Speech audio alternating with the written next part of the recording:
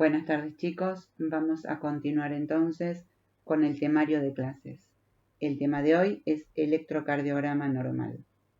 Antes de iniciar la clase, quiero decirles que el tema no es un tema fácil, es compleja la teoría y mucho más compleja es la parte práctica. Entonces, lo importante es que ustedes puedan conseguir electrocardiogramas, ya sean normales o patológicos. ¿Por qué? Tercer año se va a abocar directamente en lo que es fisiología normal. Entonces, en un electrocardiograma vamos a aprender a sacar frecuencia cardíaca, ritmo y eje eléctrico, sin ir a la patología específica. Entonces, una vez aclarado esto, vamos a comenzar. Primero, ¿cuál es la definición de electrocardiograma? Electrocardiograma es el registro gráfico de la actividad eléctrica del corazón desde la superficie corporal. Una vez que aprendimos la definición, vamos a aclarar tres cositas. Primero, ¿qué significa un registro gráfico? Segundo, ¿qué significa una actividad eléctrica del corazón? Y tercero, ¿qué significa superficie corporal o desde la superficie corporal? Vamos a comenzar entonces con la expresión registro gráfico y vamos a ir a mirar esto. Esta cuadrícula que se presenta en la diapositiva es el papel del electrocardiógrafo. Este papel, como ustedes pueden observar, tiene cuadrados grandes. Por cada cuadrado grande hay 1, 2, 3, 4, 5 cuadraditos pequeños, tanto en sentido horizontal como en sentido vertical. En sentido horizontal vamos a evaluar el tiempo.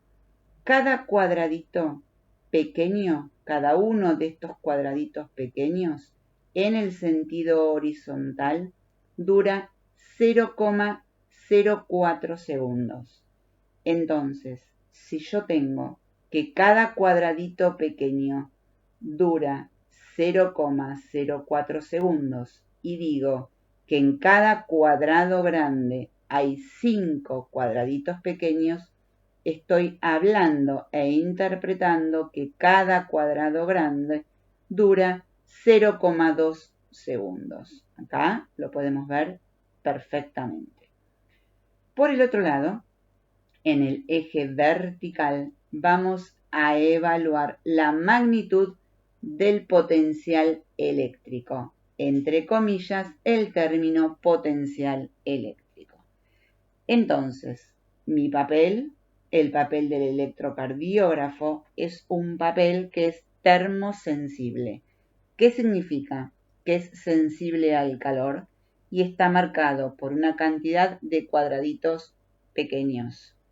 Cada cuadradito pequeño dura 0,04 segundos y tiene una amplitud de 1 milímetro. En el sentido vertical, los cuadrados van a representar la magnitud del potencial eléctrico. Si el electrocardiógrafo está correctamente estandarizado, un impulso que es de 1 milivoltios va a producir una desviación de 10 milímetros de altura. Entonces, cada cuadradito es 1 milivoltio. 0,1 milivoltio. Cada cuadradito va a implicar 1 milímetro en cuanto a lo que es altura. Entonces, 1 milivoltio contiene a 1 centímetro. Fíjense cómo está representado en esta parte de la cuadrícula. Eje vertical, cada cuadradito 1 milímetro. Esto va a equivaler a 0,1 milivoltio. 1 milivoltio va a implicar 10 cuadraditos, o sea, 1 centímetro. Esto lo voy a evaluar en el eje vertical, a diferencia del eje horizontal que voy a evaluar tiempo. Tiempo, cada cuadradito pequeño dura 0,04 segundos.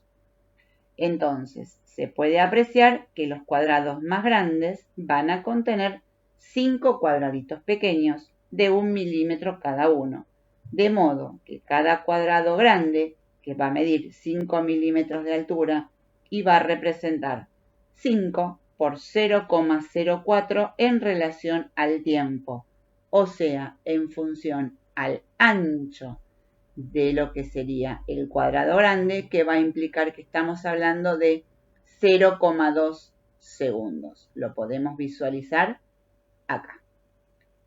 Cada cuadradito pequeño dura 0,04. Como cada cuadrado grande tiene 5 cuadraditos pequeños, si yo multiplico 0,04 por 5, voy a obtener que cada cuadrado grande va a durar 0,2 segundos.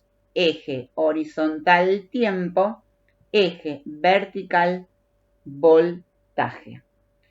La mayoría de los electrocardiógrafos lo que van a tener es que ese papel termosensible va a pasar a una velocidad que es constante y que es 25 milímetros por segundo. Eso es estandarizado, salvo indicación médica, puede ser inclusive modificada. Vamos a continuar con la segunda aclaración. ¿Qué significa actividad eléctrica? Y les dije entre comillas.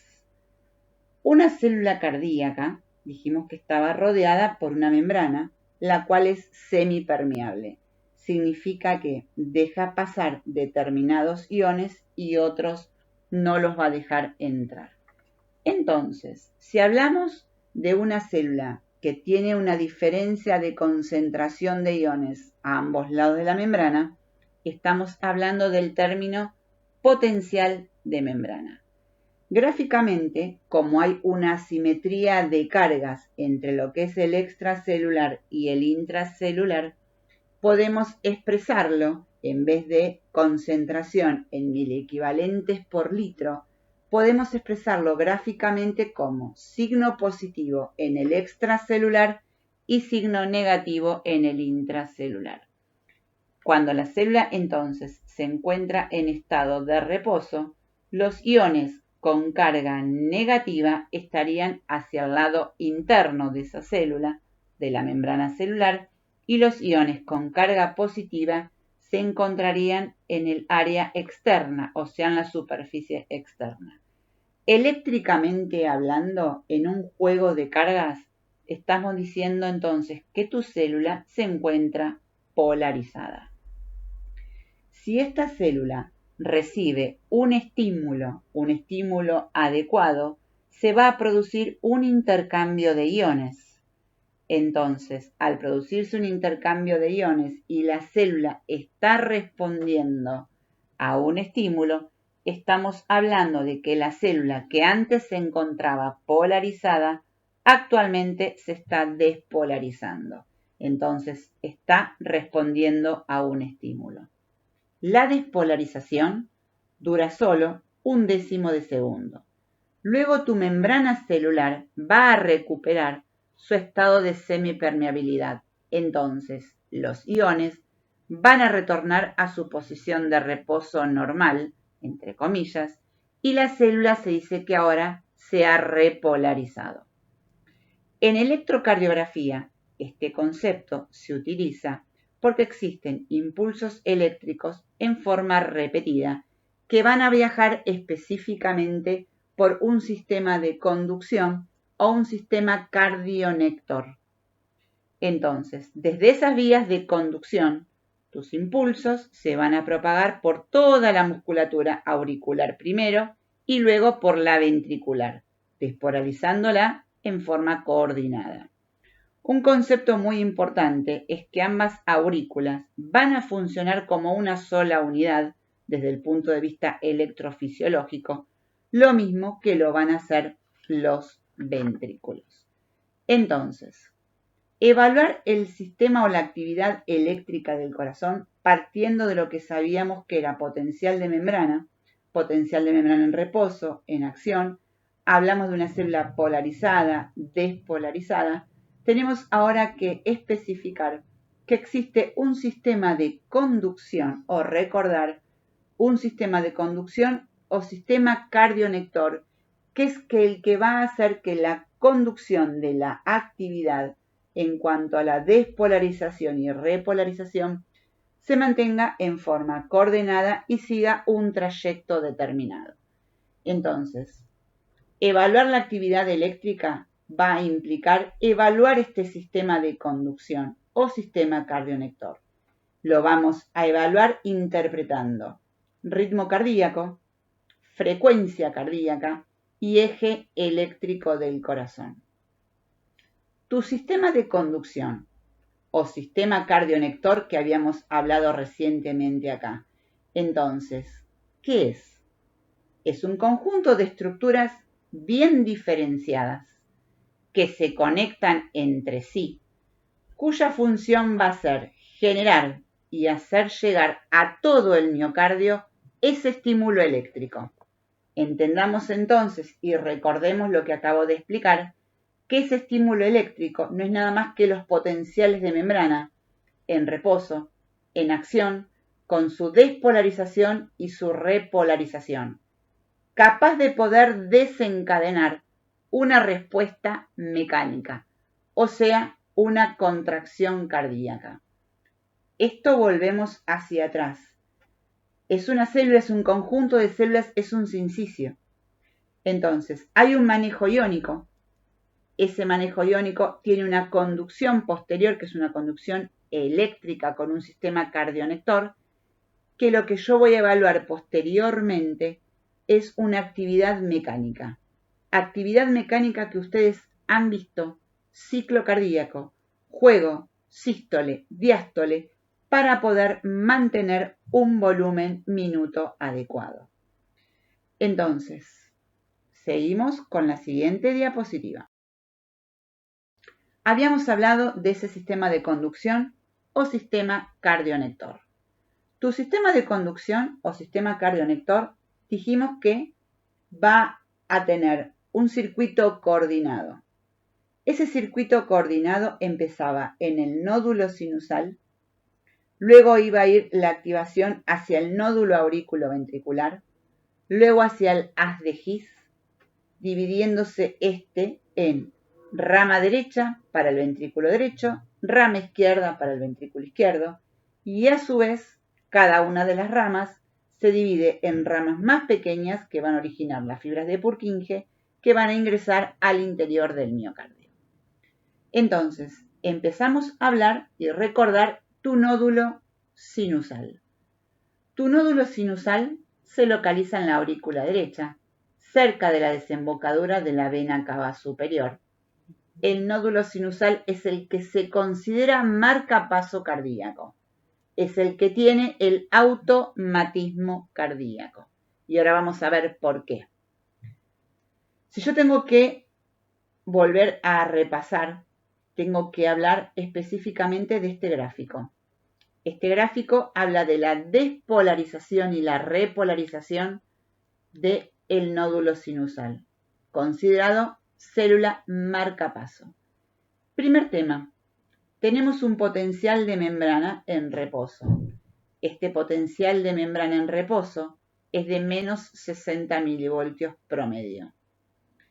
¿Qué es lo que ocurre acá? Si nosotros nos fijamos en la curva, a diferencia de lo que era una célula ventricular, vemos que no es la forma empinada lo que me enseñaron a mí en un potencial de una fibra ventricular.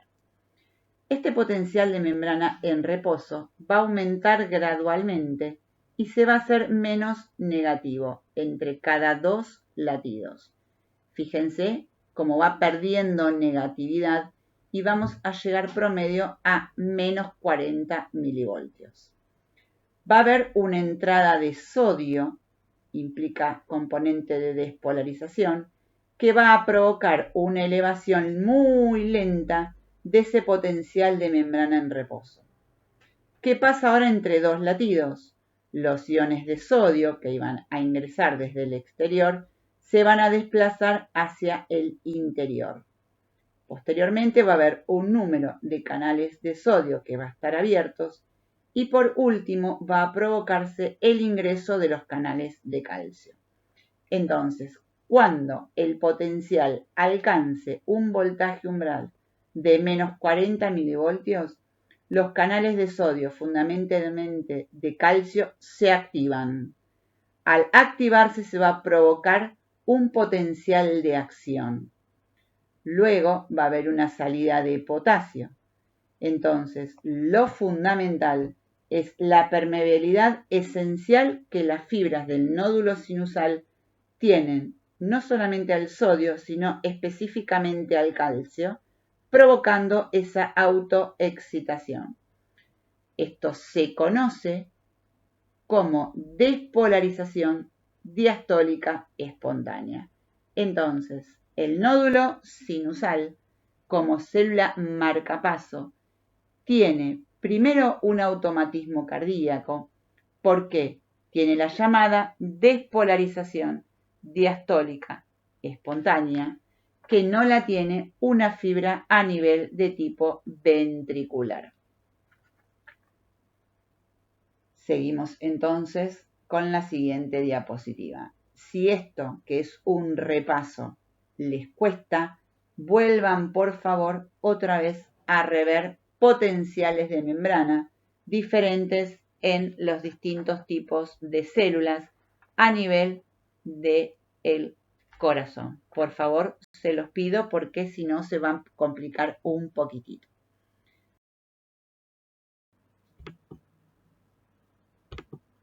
Continuamos entonces, luego, descendiendo en tu sistema cardionector, con el haz de His. Este haz de His atraviesa el cuerpo fibroso central del corazón, está en estrecha relación con los dos anillos que van a rodear a las dos valvas izquierdas, se va a deslizar a continuación a través del tabique interventricular y luego se va a dividir en dos ramas. La rama derecha para ventrículo derecho, la rama izquierda para el ventrículo izquierdo. Posteriormente, la rama izquierda, que va hacia el ventrículo izquierdo, se divide en dos fascículos llamados anterior o anterosuperior y posteroinferior. Estos cada uno, posteriormente, lo que van a originar son las fibras de Purkinje que van al interior del miocardio. Para finalizar, la primer definición de electrocardiograma, dijimos que terminaba con la expresión desde la superficie corporal. ¿Qué significa entonces desde la superficie corporal? Que utiliza un método que no es cruento. La aplicación del electrocardiograma con el electrocardiógrafo no es un método invasivo, no es un método cruento. Entonces lo que va a utilizar son electrodos, que son los que se van a colocar en la parte exterior del cuerpo en distintas áreas, en distintas zonas, y estos electrodos son los que van a explorar las diferentes áreas, las cuales las vamos a llamar derivaciones. Hay tres tipos de derivaciones. La primera es la derivación bipolar, luego la derivación unipolar y por último la derivación precordial. Las derivaciones bipolares son tres, de 1, de 2 y de 3. Para que yo hable de la derivación bipolar, significa que hay un resultado entre la diferencia de potencial que existen entre dos extremidades. Entonces, para explorar las derivaciones bipolares, vamos a utilizar 4 electrodos. Electrodo rojo, electrodo amarillo, negro y verde. Recuerden lo siguiente, este es el dibujo y ustedes están al revés de cómo se interpreta la figura. Entonces, el color rojo está ubicado en el brazo derecho, el color amarillo en el brazo izquierdo, el color negro en la pierna derecha y el color verde en la pierna izquierda. Estos 4 electrodos se van a colocar uno en el brazo derecho, otro en el brazo izquierdo, otro en la pierna derecha e en la pierna izquierda. Estos 4 electrodos nos van a servir para obtener las derivaciones bipolares como también las unipolares, a diferencia de las precordiales que se van a utilizar electrodos que se van a colocar en la cara anterior del tórax. Entonces, las derivaciones bipolares van a ser D1, D2 y D3. Quiero que miren la figura. Brazo derecho, brazo izquierdo y pierna izquierda. Voy a correr el mouse y el puntero. Brazo derecho a brazo izquierdo, derivación D1. Brazo derecho a pierna izquierda, derivación D2. Pierna izquierda, brazo izquierdo, derivación D3. Entonces, la pregunta es, de los 4 electrodos que colocamos, voy a utilizar 3 para obtener las derivaciones bipolares. Este cuarto electrodo, que esté de color negro, que se ubica en la pierna derecha, va a ser un electrodo neutro, lo cual lo voy a utilizar en la derivación unipolar. Seguimos entonces con la siguiente diapositiva. Y lo que recién hicimos esquemáticamente lo tenemos en este gráfico. Brazo derecho, brazo izquierdo, pierna izquierda. Recordemos que la pierna derecha era el electrodo de color negro, que era el electrodo neutro. Entonces, derivación D1 explora todo lo que ocurra entre el brazo derecho y el brazo izquierdo. Derivación 2 entre brazo derecho y pierna izquierda. Y derivación 3, pierna izquierda, brazo izquierdo. Entonces, para que tu galvanómetro pueda medir una actividad eléctrica, debe captar las diferencias de potencial entre 2 puntos. Por eso es bipolar. Entonces, tiene que estar conectado con 2 electrodos, uno de los cuales se va a comportar como electrodo positivo y el otro como el electrodo negativo. La derivación de 1 es cuando el electrocardiógrafo está conectado al brazo derecho y el brazo izquierdo y va a representar la diferencia de potencial entre estos 2 puntos. Entonces, entre el brazo derecho y el brazo izquierdo.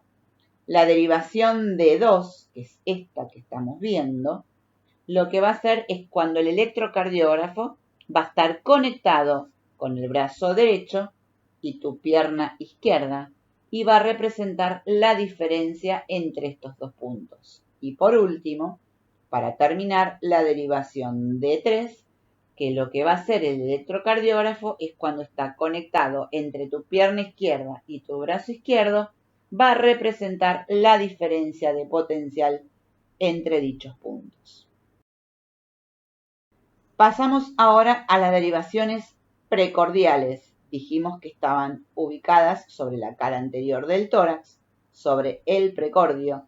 No utilizan los 4 colores anteriormente descritos. Utilizan electrodos que se colocan en distintas zonas en el área cara anterior del tórax.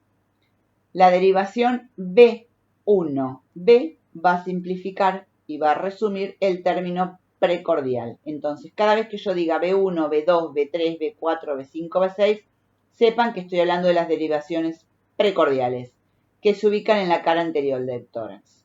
Entonces, B1 está ubicada en el cuarto espacio intercostal derecho en la línea paraesternal del lado derecho, a 2 centímetros hacia afuera, hacia la parte externa del esternón. Es la única derivación ubicada a nivel del lado derecho. De B2 a B6 se ubican en el hemitórax izquierdo, ubicándose de la siguiente manera. B2 está ubicado en el cuarto espacio intercostal izquierdo, en la línea paraesternal izquierda, a 2 centímetros del reborde del esternón hacia afuera. Esta es B2. Salteamos B3 y nos vamos a ubicar B4. B4 está en el quinto espacio intercostal izquierdo, en la línea medio clavicular. ¿Por qué salteé B3? Porque B3 está en el camino entre B2 y B4. B5 también está en el quinto espacio intercostal izquierdo, pero ahora en la línea axilar anterior. Si ustedes se fijan, lo único que estoy cambiando es la posición con respecto a las líneas. Entonces, B5 ubicado en el quinto espacio intercostal, pero en la línea axilar anterior. B6 está ubicado en la línea axilar media y también en el quinto espacio intercostal. Muy bien, B7 y B8 son posteriores y son indicación directa si el médico lo solicita. Vamos a las derivaciones unipolares. Existen entre dos derivaciones bipolares una unipolar. Las unipolares se registran con el término A de ampliado o de amplitud, B de voltaje, R va a ser derecho, L en izquierdo y F va a significar pierna o pie. Entonces, la derivación ABR, en realidad el término inicial es BR, es una derivación unipolar. Está ubicada en el brazo derecho y va a registrar los cambios de potencial que van a ocurrir en la parte del corazón que mira hacia el hombro derecho. O sea, va a representar el potencial eléctrico que va a estar transmitido desde esta parte del corazón hacia tu electrodo ubicado en el brazo derecho. ABL, la siguiente, dijimos ángulo izquierdo, en realidad es la derivación unipolar del brazo izquierdo que va a registrar los cambios de potencial en la parte del corazón que va a mirar hacia tu hombro izquierdo, transmitidos por el electrodo del propio brazo izquierdo. BF, ahora voy a explicar también por qué el término A en cada una de estas tres, pero BF es entonces la derivación unipolar de la pierna izquierda y va a registrar los cambios de tu potencial en la parte del corazón que va a mirar hacia la pierna izquierda o hacia la cadera izquierda, transmitidos por el electrodo o al electrodo de la pierna izquierda. ¿Qué es lo que ocurrió? Goldenberg ideó un método para aumentar el tamaño de estas derivaciones iniciales. En consecuencia, estas derivaciones se van a llamar A por el término de aumentadas. Entonces vamos a designarla o hablar del término A, BR, A, BL y del término ABF. Quiero que quede esto claro. Esto se logró justamente desconectando el miembro que tiene el electrodo explorador del terminal 0 como central. Entonces, lo que se logró es aumentar un 50% el voltaje. En cuanto a esta diapositiva, ya la habíamos visto en el slide anterior.